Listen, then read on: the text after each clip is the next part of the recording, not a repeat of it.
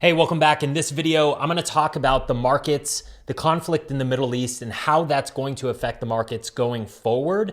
And then I'm also going to talk about HIMS, my six-figure position that unfortunately HIMS was down 34% today. So I'm going to show you exactly how I managed that position to get out unscathed and actually in a small profit. So I'm going to show you exactly how we did that. So let's go ahead and dive into it. As you can see, Trump announces Israel-Iran ceasefire timeline so that he will end the war. So, you know, lots of stuff happened over the weekend. Lots of fear. Bitcoin went down under 100K. Ethereum went down to like almost 2,000. And we thought that, you know, there was going to be a massive sell-off this morning. But in fact, the market finished up about 0.5%. So really the market is digesting this news pretty well. And really I put that to, we had the 5th fastest stock market crash in history, and we still haven't fully recovered from that. So any bad news that comes out going forward really is going to get eaten up. People are just kind of buying the dips, taking that as an opportunity to get back in. But I'm going to talk about different price levels on QQQ, what I see going forward. So let's go ahead and jump into it. Just remember, this is not financial advice. I'm just sharing what I'm personally doing for educational purposes only. Results are not typical. So if we look at QQQ, you could see we kind of, again, we're kind of drifting down towards this trend line. We'll probably see a QQQ at 520 if this Middle East tension kind of escalates a little bit more. We could even see a break below that, maybe to this middle Bollinger Band, but not very likely. We do see a lot of resilience in the market right now, especially after today's candle, kind of a green volume bar above this 20-day moving average, and the RSI breaching back up towards, going towards that overbought area. So we do see some momentum kind of picking back up in the markets. If we look at the VIX, okay, fear is still pretty elevated, right? We were at 20 today. We closed at 19.82, so $19.82 on VIX. So now we are finally back in that area of confidence and greed. And if we could head down on VIX, get into the 18s, the 17s, we could expect to see that QQQ up to the 540 area within the next week or two, okay? And I think that's going to happen before, maybe we see another pullback and then right up to new all-time highs. So again, I'm playing this market very bullish. We just had the 5th fastest stock market crash. We're seeing every single bad piece of news getting bought up. And this isn't even hedge funds participating at this moment, okay? This is mostly retail pushing this market up. So, and we're seeing a lot of opportunities in different stocks. Like, for instance, Circle was up another 9% today.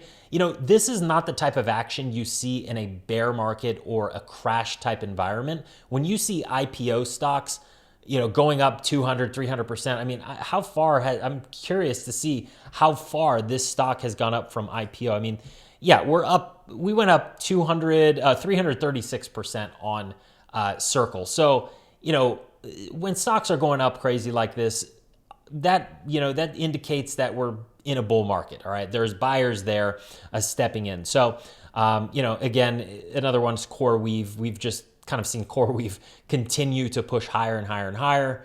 From IPO, this thing has gone up about 409% in that time frame. So again, very, very bullish. And that's kind of how I'm playing the market right now. Tesla had a nice gap up after the robo-taxi event on Sunday that went decently well from what I hear. So that's another one. But HIMS, okay, HIMS took a massive gap down. So we're going to talk about this. But first, if you do want to learn how to trade options and you want to join me and 185 other high-level traders and investors in my group, then you're going to find that at the top of the description below this video. That's going to be Options Trading University. You could watch this quick training, and then you could even see some of our client testimonials that I upload on a weekly basis to our website.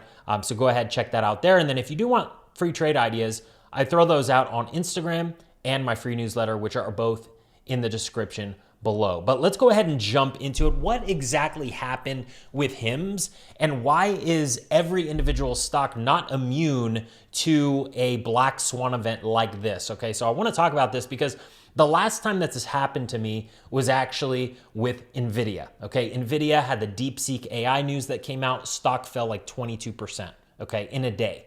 And unfortunately, I was over allocated to that position. I had 25% of my money in my portfolio in that stock alone. Now, this time, we were still pretty heavy. We had about 14% of the portfolio, but much in line with my allocation levels that I talk about, 10 to 12% in each individual stock, 15% max. So basically what happened with HIMS is that Novo Nordisk dropped their partnership, okay? Novo Nordisk, they have this semaglutide injection called Wegovy that they partnered up with HIMS to offer at a cheaper rate. And basically HIMS kind of onboarded a lot of customers from that were currently using Wegovy, but just wanted more of a telehealth system to where they don't have to go to the doctor to get this. They already know what it is, they already use it, and they could get it cheaper if they just go through HIMS. And that's what millions and millions of customers did. In fact, HIMS grew their subscriber base by 38% since the partnership with Novo Nordisk, okay? Now, their partnership ended, okay? Wegovy, Novo Nordisk basically saw that, okay, HIMS, they basically are, yes, they're selling our product, but they're also getting people off the product and onto their own compounded version of Wegovy, okay, at a cheaper rate, where HIMS benefits 100% and Novo Nordisk does not benefit at all. So they were pretty mad about it. They're even like trying to file a lawsuit saying that they're marketing, they weren't following correct marketing practices and stuff like that. So you could see a U.S. judge on Friday upheld the FDA's decision to remove semaglutide from the list of drugs in shortage.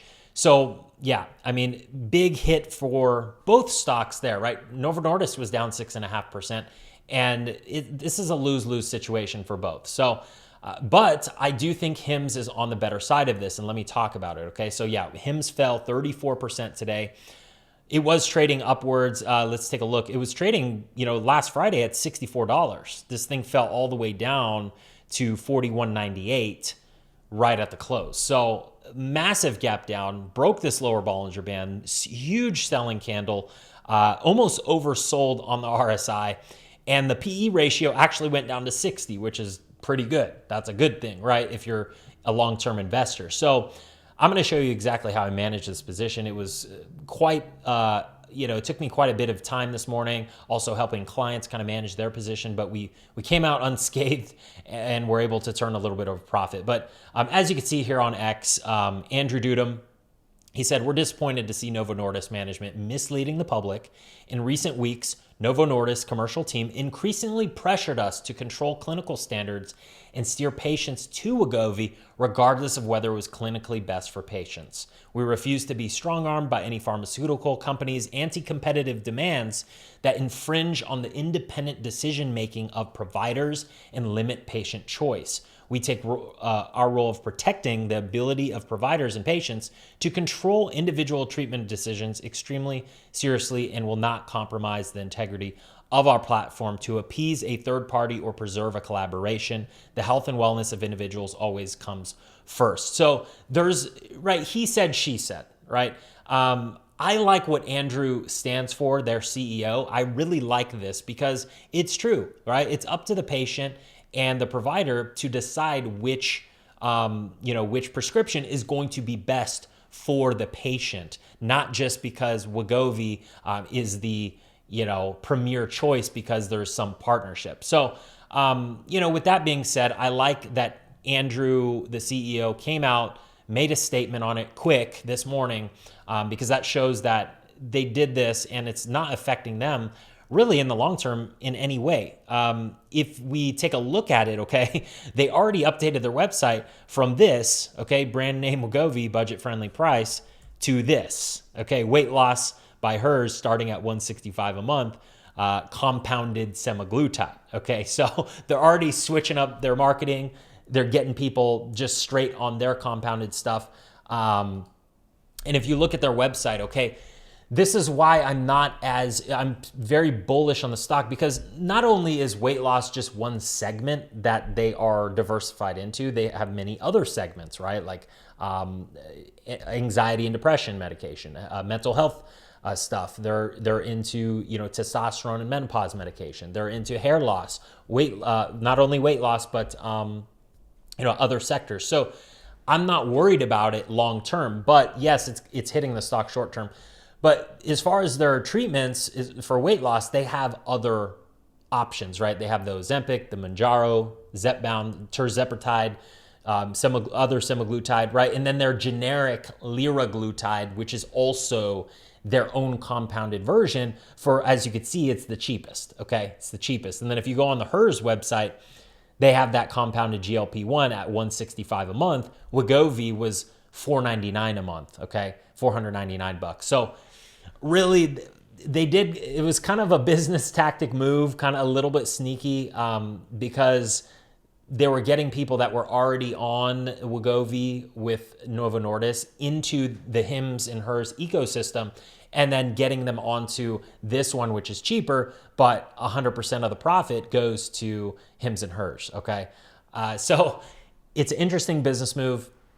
I think it's a lose-lose for both companies. It's definitely a loss for Novo Nordisk because they're losing recurring revenue that was being generated by HIMS and HERS Health. Now they're not going to see that, okay? And this is where healthcare is moving. It's moving towards telehealth. People don't want to drive 30 minutes to their doctor, wait in line, maybe talk about certain things that maybe they feel more comfortable at home talking about with a, telehealth provider, not in person, okay? And these are a lot of those subjects. So, they're expanding their weight loss medications. There's going to be a pill coming out. So I'm not even worried about it. It's just, it obviously took a hit on the portfolio. So let's talk about that. Again, this is not financial advice. I'm going to be showing numbers here. I'm just sharing what I'm personally doing for educational purposes only and transparency. Results are not typical, okay? So we closed out all of my 54 puts today. We rolled them down, okay? But when you roll, you're technically closing out a put at a loss to make up for that loss. So as you can see, these are all my puts. We took a $24,000 hit today, but we went ahead and opened up the same number of contracts, okay, at a lower strike. And let's go to the HIMS. Let's see right here, okay? We could see we opened up the same number of contracts at the 45 strike, the 47, and the 48 strike, and we were able to collect $25,897 to make up for that 24K loss. So 24K loss, but then made up for it with $25,897 in premium. So, $1,500 profit there, really. Okay, so it was kind of nice. I was able to get my cost basis down. If assigned, I'll be assigned at these levels versus super high up at 54 and collect $1,500 in profit for August 15th, okay? So that's how we did it. Again, it's for educational purposes, but let's go ahead and look at the options chain, okay? So I'll show you what I did, because what I had to do was calculate how much of a loss was I at per contract, okay? Then I went out to August 15th. The reason I went to August 15th is because the implied volatility is a bit higher on this expiration week due to earnings being August 4th, right? So that's gonna help us to roll down, right? So I was down about, I think I was down about $800 per contract on most of them. Some of them were $850, some of them were $900. That's why I had to go to 47 and 48. But we were able to basically go straight to the 45 strike, collect $855 for that loss, right? And then even have a small little profit per contract in that, all right? So that's basically what I did. And that's what's cool about options is you're able to mitigate your losses. I was able to mitigate my loss by rolling down, collecting enough premium to cover it, and then still have a little profit. But it's not optimal because I was foregoing $6,000 in income for the month of July. Now I'm pushing it out to August and only collecting $1,500. So it's not optimal for stocks to go down in the portfolio when you're trading cash secured puts on them, but there's ways to mitigate losses and even come out unscathed and even profitable. So that's what we were able to do on HIMS. But overall, my outlook on HIMS is very bullish. I think this is a wonderful opportunity to, really, I think there might be some sort of negotiation on the table, maybe even with Novo Nordisk or Eli Lilly coming forward.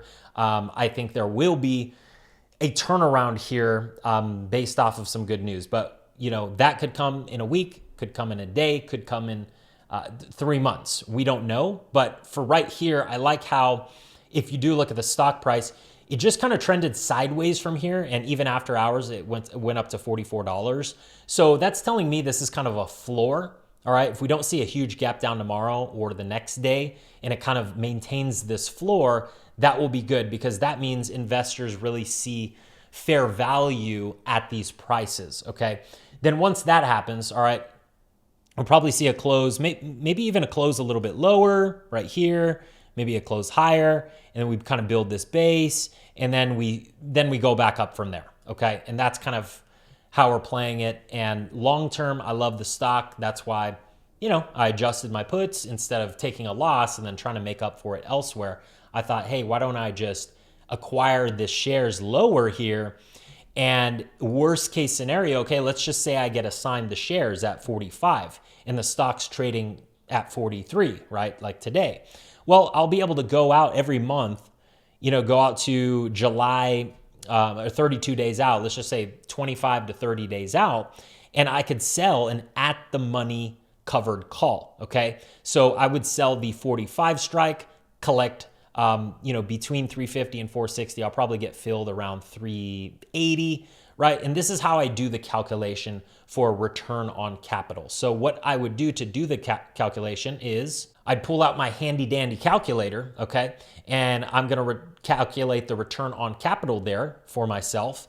And what I would do is, let's just say we got filled at 370 to be safe, okay? 370, and I'll divide that by the strike price, 45, and that will give me the return on capital, which would be 8.22%. Okay, so that's a pretty high, that's meeting my return profiles, 8.22% for a covered call in 30 days, which is obviously there's risk entailed. And this is what I'm personally going to do. You have to make your own decisions, but I'm fine with that. So that's why I rolled down instead of keeping the 54s. Some people, they said, I'm not going to roll down. I'm just going to keep the 54s. But I decided, let's just be safe, roll down so that I can collect covered call income in the worst case that the stock stays here for the next few months. Okay. So that's exactly how we managed a six-figure position. Going down, the stock went down 34%.